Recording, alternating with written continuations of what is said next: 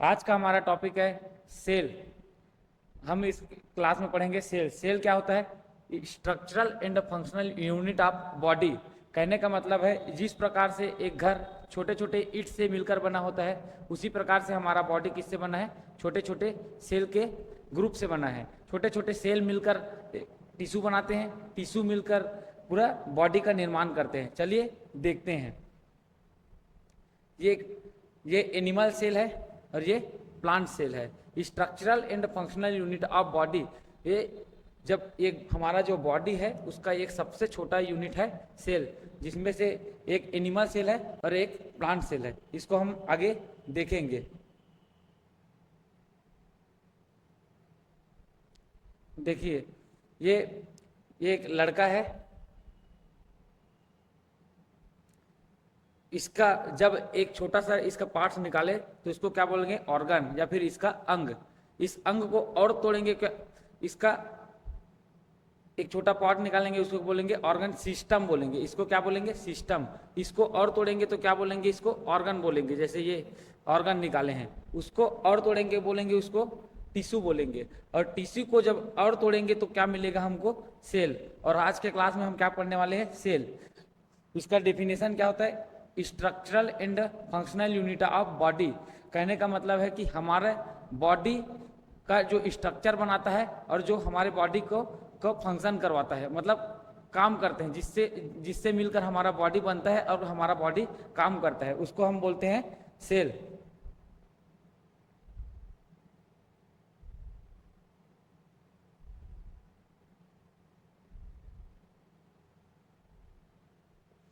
सबसे पहले मैं आप लोगों को एक छोटा सा कहानी बताऊंगा और उसी कहानी के बेस पे हम 8-10 इंपॉर्टेंट पॉइंट याद करेंगे।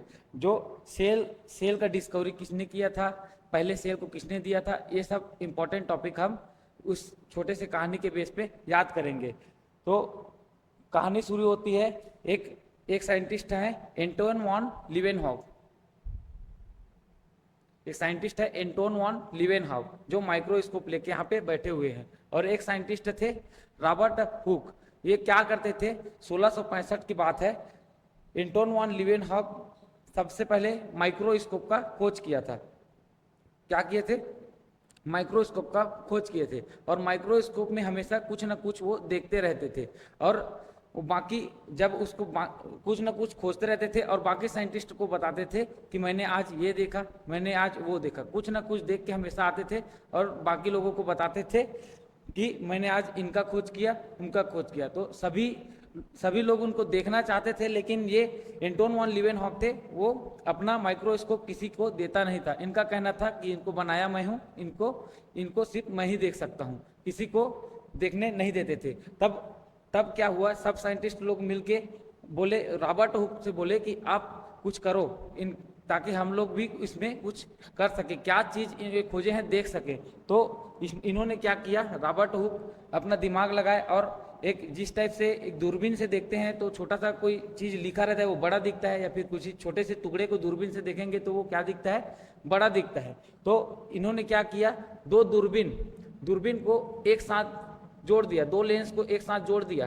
और दो लेंस को एक साथ जोड़ते हैं तो उसको क्या बोलते हैं? Compound microscope. तो इन्होंने क्या किया? दो लेंस को एक साथ जोड़ दिए और उसके बाद देखे तो उससे छोटे से छोटे जितने सूक्ष्म कण हैं सभी नजर आना चालू हो गया।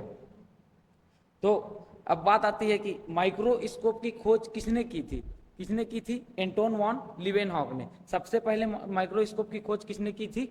Anton von Leeuwenhoek. इसलिए इसको क्या बोलते हैं? Father of microscope. या फिर बोला जाए कि माइक्रोस्कोप का खोज किसने किया तो आएगा, कौन आएगा? Anton von Leeuwenhoek. और सबसे पहले इसने क्या किया था? एक सेल को देखे थे, जीवित कोशिका को देखा था। तो क्वेश्चन इसने जो अपना माइक्रोस्कोप में देखे थे उसमें जीवित कोशिका को देखे थे। तो क्वेश्चन अगर आता है कि जीवित कोशिका को सबसे पहले किसने देखा तो आएगा आंसर, कौन आएगा? Anton von Leeuwenhoek. और माइक्रोस्कोप से खोज किया था तो सबसे इसको क्या बोलते हैं? Father of microbiology. Father of microbiology किसको बोलेंगे? Anton von Leeuwenhoek. और जीवित कोशिका की खोज किसने की थी? Anton von Leeuwenhoek. और फादर ऑफ माइक्रोस्कोप की बात होगी तो कौन आएगा? Anton von Leeuwenhoek. अब दो लेंस को मिला के जो छोटे से जो सेल हैं उसको जब ये एंटोन वान लीवेनहॉक देखे थे तो छोटे छोटे जो जितने भी ऑर्गेनिज्म है उसको देखने के लिए दो लेंस को आपस में एक साथ मिलाया। कौन? Robert Hooke. तो बात आती है, रॉबर्ट हुक ने सबसे पहले क्या खोजा? कंपाउंड माइक्रोस्कोप की खोज किसने की? अगर क्वेश्चन आएगा तो आंसर क्या आएगा? Robert Hooke. दो लेंस को एक में मिलाकर उससे देखे, क्या कौन देखे थे? रॉबर्ट हुक ने। और इन्होंने क्या किया? प्लांट में जो उनका छिलका रहता है ना, मृत कोशिका, उसको लिए और उसको अपने कंपाउंड माइक्रोस्कोप में देखे। तब उसमें एक उनका जो डेड सेल था उसके चारों ओर सेल वॉल दिखा। तो अगर क्वेश्चन आएगा सेल वॉल सबसे पहले किसने खोजा, सेल वॉल के डिस्कवरी की बात की जाए तो कौन आएगा? Robert Hooke. और किसमें देखा था? Cork tissue. कार्क टिश्यू क्या रहता है? मृत रहता है। तो मृत कोशिका की खोज किसने की? अगर क्वेश्चन आएगा तो कौन आएगा? मृत कोशिका की खोज किसने की थी? रॉबर्ट हुक ने। अब बात आता है कोशिका की खोज किसने की थी या फिर सेल की खोज किसने की थी? तब भी यहाँ पे आंसर क्या है? क्या आएगा? Robert Hooke. सेल का डिस्कवरी किसने किया था? रॉबर्ट हुक ने। मृत कोशिका की खोज किसने की थी? रॉबर्ट हुक ने। सेल वॉल की खोज किसने की थी? रॉबर्ट हुक ने। कंपाउंड माइक्रोस्कोप की खोज किसने की थी? कंपाउंड माइक्रोस्कोप की भी खोज किसने की थी? रॉबर्ट हुक ने। और यहाँ पे अगर एक और आता है, इन्होंने सेल का नाम किसने दिया था? सेल, यही रॉबर्ट हुक ने।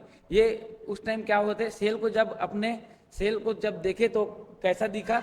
जो प्लांट सेल जो था हेक्सागोनल शेप का दिखा था, इस टाइप से दिखा था। कार्क टिश्यू को लेके जब सेल को देखे थे तो इस टाइप से हेक्सागोनल शेप में दिखे थे। इसको बौद्ध धर्म में इनकी पूजा करते हैं और इसको क्या बोलते हैं?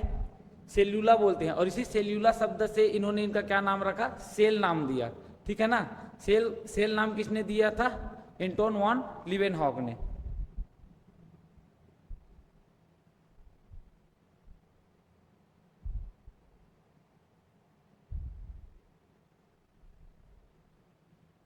अब देखते हैं आगे। आगे क्या हुआ? रॉबर्ट ब्राउन आए।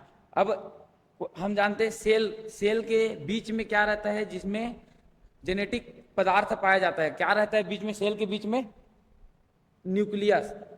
न्यूक्लियस की खोज किसने की थी? 1831 में न्यूक्लियस को डिस्कवर किसने किया था? रॉबर्ट ब्राउन ने। किसने किया था? रॉबर्ट ब्राउन ने। और यहीं पे बात आती है कि न्यूक्लियस को सबसे पहले देखा किसने? अगर क्वेश्चन आता है न्यूक्लियस को सबसे पहले देखा किसने, तो कहानी में मैं बताया था सबसे पहले एंटोन वॉन लीवेनहॉक, जो क्या कहते, मछली के आंख में न्यूक्लियस को सबसे पहले देखे थे। लेकिन अगर डिस्कवरी की बात हो तो न्यूक्लियस के कौन आएगा आंसर इसमें?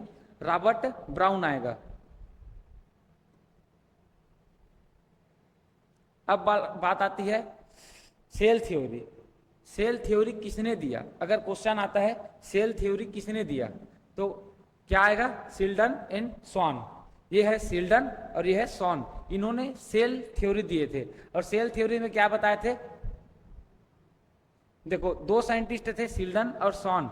शिल्डन प्लांट सेल पर रिसर्च कर रहे थे। शिल्डन जो थे प्लांट सेल पर रिसर्च कर रहे थे और स्वॉन थे एनिमल सेल पर रिसर्च कर रहे थे। ये दोनों मिलकर एक थ्योरी दिए जिसको क्या कहते हैं? सेल थ्योरी के नाम से जाना जाता है। इन दोनों ने मिलकर क्या बताया देखते हैं।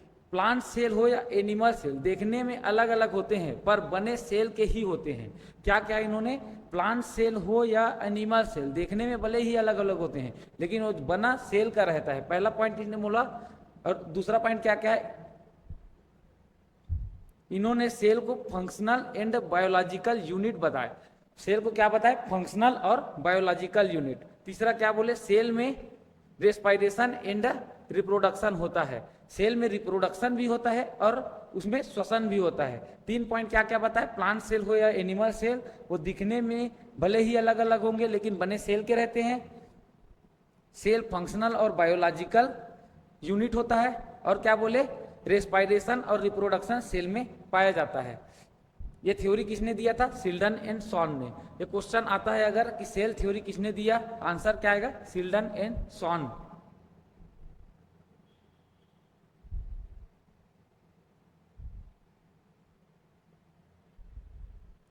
अब देखते हैं प्रोकैरियोटिक सेल और यूकैरियोटिक सेल।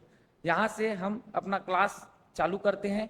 मेन यहीं से हम समझना चालू करेंगे कि सेल होता क्या है। सेल के दो टाइप होते हैं, प्रोकैरियोटिक सेल और यूकैरियोटिक सेल। देखते हैं प्रोकैरियोटिक सेल क्या होता है और यूकैरियोटिक सेल क्या होता है। प्रोकैरियोटिक का मतलब होता है पिछड़े हुए जीव जैसे बैक्टीरिया हो गया, और यूकैरियोटिक मतलब होता है कि डेवलप्ड जीव जैसे ऑल एनिमल सेल और या प्लांट सेल। ये किसके बने होते हैं? प्रोकैरियोटिक सेल से बने होते हैं। और जो बैक्टीरिया किसके बने होते हैं? जो एनिमल सेल किस या प्लांट सेल किसके बने होते हैं? यूकैरियोटिक सेल के बने होते हैं। ये कौन सा है? Eukaryotic cell.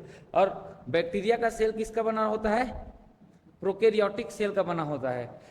इन दोनों में डिफरेंट देखते हैं कि क्या होता है। जो पिछड़े हुए जीव है, बैक्टीरिया है, उसमें अंतर क्या होता है, और हम लोगों का जो बॉडी बना है वो सेल क्या होता है। दोनों में हम देखते हैं, यहाँ पे अंतर देखते हैं क्या होता है। तो सबसे पहला और मेन पॉइंट होता है, इंपॉर्टेंट पॉइंट होता है उसका जेनेटिक मटेरियल। जेनेटिक मटेरियल हम लोगों के सेल में, एनिमल प्लांट के सेल में, और यहाँ पे कम विकसित जीव जैसे बैक्टीरिया के सेल में, दोनों में यहाँ पे डिफरेंट क्या होता है, मेजर डिफरेंट, उसको यहाँ से पहले देखते हैं, फिर इसके बाद एक एक डिफरेंट को डिस्कस करेंगे। पहले यहाँ से थोड़ा सा समझते हैं। जेनेटिक मटेरियल हम लोगों के अंदर क्या रहता है? DNA, RNA, chromosome. कहाँ पे रहता है? न्यूक्लियस के अंदर रहता है। कहाँ पे रहता है? न्यूक्लियस के अंदर रहता है जेनेटिक मटेरियल। तो हम लोगों के जेनेटिक मटेरियल रहता है, और प्रोकैरियोटिक सेल में जेनेटिक मटेरियल रहता है। उसमें क्या रहता है? प्रोकैरियोटिक में सर्कुलर डीएनए रहता है। क्या रहता है? सर्कुलर डीएनए रहता है। हम लोगों के में क्या रहता है? लीनियर डीएनए रहता है, इस टाइप से। और इसमें क्या रहता है? 70 प्रकार के राइबोसोम रहते हैं। और हम लोगों के जो जेनेटिक मटेरियल रहता है उसमें क्या रहता है? 80 प्रकार के राइबोसोम रहते हैं। 80 प्रकार के राइबोसोम। पहला बेसिक डिफरेंट समझ आया। दूसरा बेसिक डिफरेंट इसमें रहता है कि न्यूक्लियर यहाँ पे जो केंद्रक रहता है, ये क्या रहता है? इसमें पूर्ण विकसित रहता है। और इसमें जो न्यूक्लियर रहता है वो विकसित नहीं रहता है। इसमें न्यूक्लियर प्रेजेंट नहीं रहता और इसमें न्यूक्लियर प्रेजेंट रहता है। तीसरा बेसिक डिफरेंट इसमें सबसे मेन पॉइंट क्या है? इनमें फ्लैजिला पाया जाता है, और हम लोगों के सेल में फ्लैजिला नहीं पाया जाता। और लाइन से देखते हैं, चलो क्या क्या है।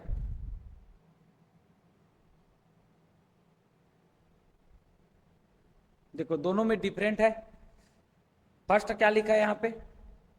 राइबोसोम 70 प्रकार के होते हैं। किसमें होते हैं? प्रोकैरियोटिक में। प्रोकैरियोटिक मतलब बैक्टीरियल सेल। बैक्टीरियल सेल मतलब जो डेवलप्ड नहीं है, उसमें क्या होता है? राइबोसोम 70 प्रकार के होते हैं। 70 प्रकार के राइबोसोम का मतलब है ये छोटे होंगे और इसमें प्रोटीन सिंथेसिस कम होता है। और हम लोगों के में या फिर यूकैरियोटिक सेल में राइबोसोम क्या रहता है? 80 प्रकार के रहते हैं। ये बड़े आकार के होते हैं और इसमें प्रोटीन ज्यादा बनते हैं। इनका एग्जाम्पल बैक्टीरिया है, और इनका एग्जाम्पल है all plant and animal cell, जैसे हम लोगों का सेल है। सेकंड क्या बताया? इसमें क्या रहता है? सर्कुलर डीएनए रहता है, या फिर रिंग डीएनए, जो गोलाकार रहता है, इस टाइप से रिंग टाइप से डीएनए रहता है। और हम लोगों के अंदर जो डीएनए रहता है वो कैसा रहता है? लीनियर डीएनए रहता है। तीसरा डिफरेंट है, न्यूक्लियस डेवलप्ड नहीं होते। इसमें न्यूक्लियस जो प्रोकैरियोटिक रहता है उनके अंदर न्यूक्लियस वेल डिफाइंड नहीं होता, लेकिन हम लोगों में न्यूक्लियर जो होता है वो वेल डिफाइंड होता है। इसको क्या बोलते हैं? इंसिपिएंट न्यूक्लियस। और इसको क्या बोलते हैं हम लोग का? True nucleus. जो डेवलप्ड होता है पूरा उसको क्या बोलते हैं? True nucleus. और अनडेवलप्ड के क्या बोलते हैं? इंसिपिएंट न्यूक्लियस। न्यूक्लियस नहीं होता है और इसको क्या बोलते हैं? न्यूक्लियस होता है। फ्लैजिला, फ्लैजिला प्रोकैरियोटिक में फ्लैजिला पाया जाता है और हम लोगों के अंदर फ्लैजिला नहीं पाया जाता है। डीएनए में कोई हिस्टोन प्रोटीन नहीं होता। छठवां पॉइंट क्या लिखा है? डीएनए में कोई हिस्टोन प्रोटीन नहीं होता। किसमें? प्रोकैरियोटिक में। और डीएनए में हिस्टोन प्रोटीन होता है किसमें? यूकैरियोटिक, यानी कि हम लोगों के सेल में। अब ये हिस्टोन प्रोटीन क्या होता है? जो क्रोमोसोम न्यूक्लियस के अंदर जो क्रोमोसोम बिखरे हुए रहते हैं, क्रोमेटिन जो बिखरे हुए पतले बिखरे हुए रहते हैं, वो क्रोमोसोम बनाते हैं। कैसे क्रोमोसोम बनाते हैं? कंटिन्यू कॉइलिंग करके क्रोमोसोम बनाते हैं। जो कॉइलिंग किस में करता है? हिस्टोन प्रोटीन के ऑक्टामर में करते हैं। इसको बोलते हैं हिस्टोन प्रोटीन। इसी में ये कंटिन्यू कॉइलिंग करते हैं और क्या बनाते हैं? डीएनए क्या बनाते हैं? क्रोमेटिन बनाते हैं। और डीएनए क्या बनाता है? कंटिन्यू कॉइलिंग करके डीएनए बनाता है, क्रोमेटिन बनाता है। और क्रोमेटिन और कंटिन्यू कॉइलिंग कॉइलिंग कर करके क्या बनाते हैं? क्रोमोसोम बनाते हैं। जितना मोटे होते जाएगा उतना ये आगे बनेगा, क्रोमोसोम मोटा होता है, ठीक है ना। और सबसे लास्ट पॉइंट लिखा है इसमें, सेल ऑर्गन, सेल ऑर्गेनल नहीं होते। प्रोकैरियोटिक में सेल ऑर्गेनल जैसे mitochondria, chloroplast, गाल्जी body, lysosome, endoplasmic reticulum, ये सब जितने भी सेल ऑर्गेनल है, सेल कंपाउंड है, वो प्रोकैरियोटिक में नहीं पाया जाता। जबकि ये यूकैरियोटिक में सारे सेल ऑर्गेनल प्रेजेंट होते हैं। ये कुछ बेसिक डिफरेंट था प्रोकैरियोटिक और यूकैरियोटिक में। प्रोकैरियोटिक अनडेवलप्ड जीवों में पाया जाता है और यूकैरियोटिक डेवलप्ड जीवों में पाया जाता है। मैंने सबसे बेसिक पॉइंट यहाँ पे बताया था, सबसे ज़्यादा इंपॉर्टेंट पॉइंट है। प्रोकैरियोटिक में क्या पाया जाता है? प्रोकैरियोटिक में पाया जाता है 70 इस प्रकार के राइबोसोम और रिंग डीएनए, या फिर इसको बोलते हैं रिंग डीएनए या फिर सर्कुलर डीएनए, और 70 इस प्रकार के राइबोसोम पाया जाता है। यही दोनों सेम टू सेम यही दोनों क्या किस में और पाया जाता है? माइटोकॉन्ड्रिया और क्लोरोप्लास्ट में पाया जाता है, जिसको हम आगे देखेंगे। अभी तक हम लोग को ये पता था कि ये अगर ये सेल है तो सेल के अंदर बीच में न्यूक्लियस है, तो जेनेटिक मटेरियल हमारा जो जितना भी जेनेटिक मटेरियल वो पाया जाता है किस में पाया जाता है? न्यूक्लियस में पाया जाता है। साइटोप्लाज्म में जेनेटिक मटेरियल नहीं पाया जाता, ये हम लोग जान रहे थे। लेकिन बात आती है साइटोप्लाज्म में, कहूँ अगर साइटोप्लाज्म में भी जेनेटिक मटेरियल पाया जाता है दो जगह। कहाँ पे? पहला माइटोकॉन्ड्रिया में पाया जाता है, दूसरा क्लोरोप्लास्ट में पाया जाता है। और वो जेनेटिक मटेरियल क्या रहता है जो प्रोकैरियोटिक जीव में पाया जा रहा था? सर्कुलर डीएनए और 70 इस प्रकार के राइबोसोम पाया जाता है। क्या पाया जाता है? सर्कुलर डीएनए और 70 इस प्रकार के राइबोसोम। यही इस बात का प्रमाण है कि हम लोगों की उत्पत्ति किससे हुई है? बैक्टीरिया से हुई है। हम लोग किससे पैदा हुए हैं? बैक्टीरिया से। पहले बैक्टीरिया से ही हम लोग जितने भी डेवलप जीव बने हैं उनकी उत्पत्ति हुई है। यही प्रमाण देता है कि जो प्रोकैरियोटिक जीव में जो जेनेटिक मटेरियल है वो आज भी माइटोकॉन्ड्रिया और क्लोरोप्लास्ट में प्रेजेंट है। अब आता है एक टर्मिनोलॉजी है या फिर एक टर्म है, साइटोप्लाज्मिक इनहेरिटेंस। क्या होता है साइटोप्लाज्मिक इनहेरिटेंस? मतलब साइटोप्लाज्म के कारण इनहेरिटेंस होना। इनहेरिटेंस होना मतलब वंशानुगत होना, कोई भी लक्षण साइटोप्लाज्म के कारण एक जनरेशन से दूसरे जनरेशन में जाना। कोई भी लक्षण एक जनरेशन से दूसरे जनरेशन में किसके कारण जाता है? जेनेटिक मटेरियल के कारण। और जेनेटिक मटेरियल किस में होता है? केंद्रक में होता है, न्यूक्लियस में होता है। ये अभी तक हम लोग जान रहे थे। लेकिन साइटोप्लाज्मिक इनहेरिटेंस क्या कहता है? जेनेटिक मटेरियल माइटोकॉन्ड्रिया और क्लोरोप्लास्ट के कारण भी इनहेरिटेंस होते हैं। इसको हम क्या बोलते हैं? Cytoplasmic inheritance. क्योंकि केंद्रक और यहाँ पे सेल वॉल के बीच के जितने भी लिक्विड है, द्रव है, उसको क्या बोलते हैं? साइटोप्लाज्म बोलते हैं। और इस साइटोप्लाज्म, ये साइटोप्लाज्म में आ गया माइटोकॉन्ड्रिया, क्लोरोप्लास्ट, इसके कारण जो इनहेरिटेंस होगा उसको बोलते हैं साइटोप्लाज्मिक इनहेरिटेंस। चलिए समझ आ गया प्रोकैरियोटिक क्या होता है, यूकैरियोटिक क्या होता है। अब हम आगे देखते हैं।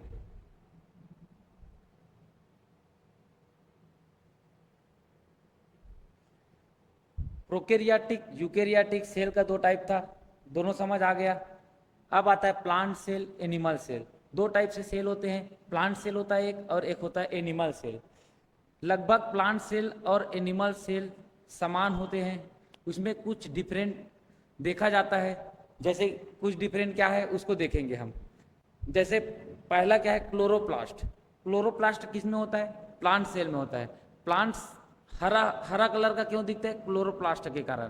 प्लांट अपना भोजन किससे तैयार करता है? क्लोरोफिल से। तो प्लांट सेल में क्या पाया जाता है? क्लोरोप्लास्ट पाया जाता है, जिसमें ये क्या करता है? फोटोसिंथेसिस करता है। वही क्लोरोप्लास्ट एनिमल सेल के अंदर नहीं पाया जाता। क्लोरोप्लास्ट पाया जाता है, पहला पॉइंट। और एनिमल सेल में क्लोरोप्लास्ट नहीं पाया जाता। सबसे बेसिक डिफरेंट एक और होता है सेल वॉल। प्लांट का सेल क्या रहता है, कठोर रहता है, प्लांट को छूने से हमको कठोर लगता है, लेकिन हम लोग का सेल क्या रहता है, मुलायम रहता है। मुलायम क्यों रहता है हम लोग का सेल, क्योंकि हम लोग के अंदर सेल वॉल हम लोग के अंदर नहीं पाया जाता। प्लांट में सेल वॉल पाया जाता है। ये क्या है, सेल वॉल, सेल वॉल, ये क्या है, सेल वॉल।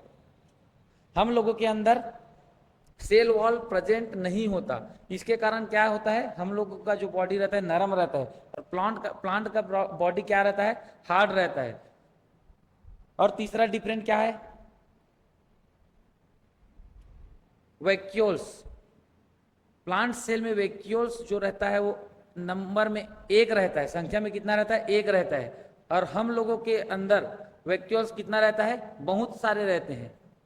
लेकिन प्लांट का जो वैक्यूल्स रहता है एक रहता है और बहुत बड़ा रहता है और परमानेंट रहता है।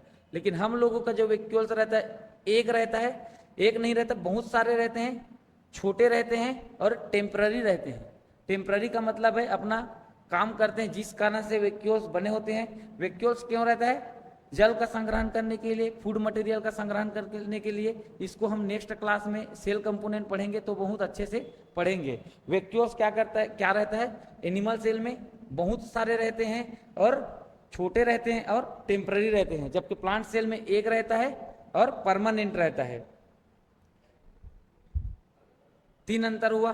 पहला, प्लांट में एक लार्ज सेंट्रल वैक्यूल होता है, जबकि एनिमल में बहुत सारे टेम्पररी वैक्यूल होते हैं। दूसरा क्या पढ़े, क्लोरोप्लास्ट पाया जाता है प्लांट में, एनिमल सेल में क्लोरोप्लास्ट नहीं पाया जाता। तीसरा क्या है, प्लांट सेल में सेल वॉल पाया जाता है, जिसके कारण वह कठोर होता है, जबकि एनिमल सेल में सेल वॉल नहीं पाए जाते, जिसके कारण यह मुलायम होता है। ये बेसिक डिफरेंट हो गया। 3 पॉइंट लिखा है, उसके 3 बेसिक डिफरेंट देखे थे प्लांट सेल एनिमल सेल में, 3 बेसिक डिफरेंट हो गया।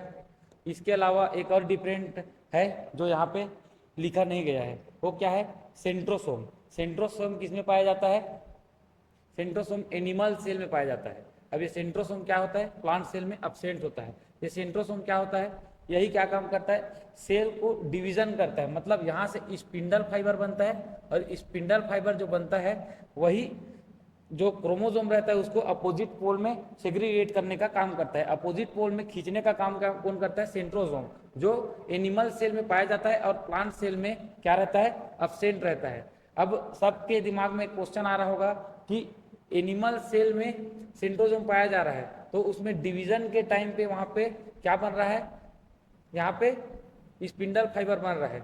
स्पिंडल फाइबर बनता है, वही क्रोमोसोम को अपोजिट पोल में खींचने का काम करता है। लेकिन प्लांट सेल में अपोजिट पोल में खींचने के लिए स्पिंडल फाइबर कौन बनाता है, ये सबके माइंड में एक क्वेश्चन आ रहा होगा।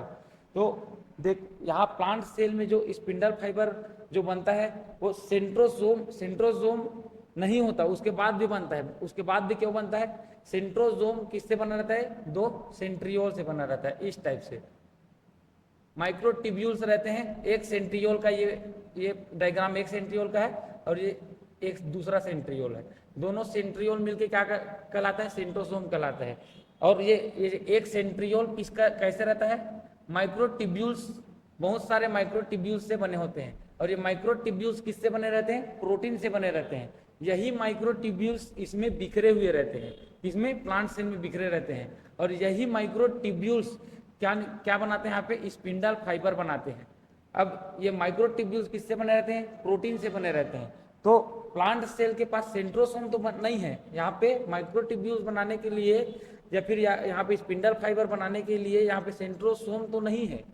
यहाँ पे सेंट्रोसोम नहीं है, इसके पास है, लेकिन ये नहीं होने के बाद भी ये स्पिंडल फाइबर किससे बनाते हैं, माइक्रोट्यूब्यूल्स जो यहाँ पे प्रेजेंट होते हैं। माइक्रोट्यूब्यूल्स किसके बने रहते हैं, प्रोटीन के। तो प्रोटीन कौन बनाता है, राइबोसोम बनाता है। तो इसके पास राइबोसोम प्रेजेंट है, राइबोसोम यहाँ से प्रोटीन बनाता है। और प्रोटीन को क्या करता है, प्रोटीन को गाल्जी बॉडी मोडिफिकेशन करता है। मोडिफिकेशन करने के बाद इसमें पूरे साइड यहाँ पे क्या बिखरे रहते हैं, माइक्रोट्यूब्यूल्स बिखरे रहते हैं। और ये अपोजिट पोल पर क्या बनते हैं, स्पिंडल फाइबर बनते हैं, जो क्रोमोसोम को खींचने का काम करते हैं। इसको और अच्छे से समझेंगे नेक्स्ट क्लास में। जिसमें हम पढ़ेंगे सेल कंपोनेंट्स, एक एक कंपोनेंट्स को अच्छे से समझेंगे। थैंक यू, आज का क्लास यही समाप्त करते हैं।